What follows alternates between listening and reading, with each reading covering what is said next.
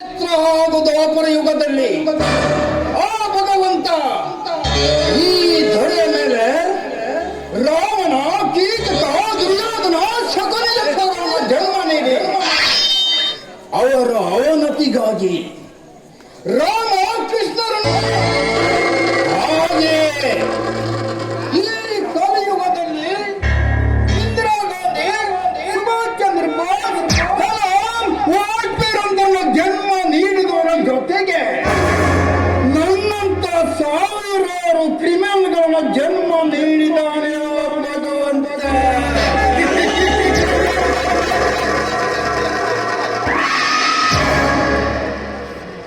ನನ್ನ ಪ್ರೇಮದ ಆಸೆಗಾಗಿ ಬೊಂಬೆಯಂತಿರುವ ದೀಪಗಳನ್ನು ಉಪಯೋಗಿಸಿಕೊಂಡೆ. ಸಾಯಿಸಿದೆ ಎಮ್ಮೆಲ್ಲೆ ಶಿವರಾಮನನ್ನ.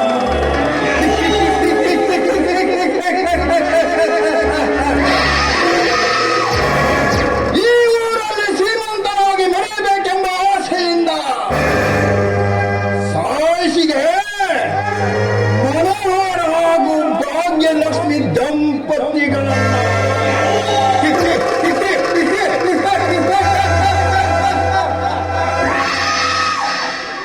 ಅವರ ಮನೆಯ ಆಸ್ತಿ ಬಂಗಾರ ಎಲ್ಲನೂ ಹೊತ್ತೊಯ್ದು ಬರುವಾಗ ನನಗರಿವಾಯಿತು, ವೈಭವದಿಂದ ಮೆರೆಯುವ ಆ ಅರಮನೆ ಎಲ್ಲ ಆಸ್ತಿ ಅವಳ ಮಗಳ ಹೆಸರಿನಲ್ಲಿ ಇದೆ ಎಂದು.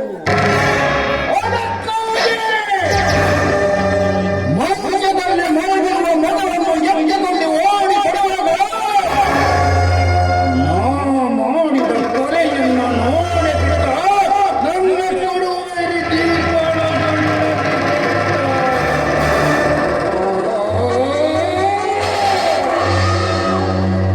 ಎಲ್ಲ ಬಡ್ಡಿ ಮಗನೇ, ನಾ ಮಾಡಿದ ಕೊಲೆಗೆ ನೀನು ಪ್ರತ್ಯಕ್ಷ ಸಾಕ್ಷಿಯಾದೆಯಾ?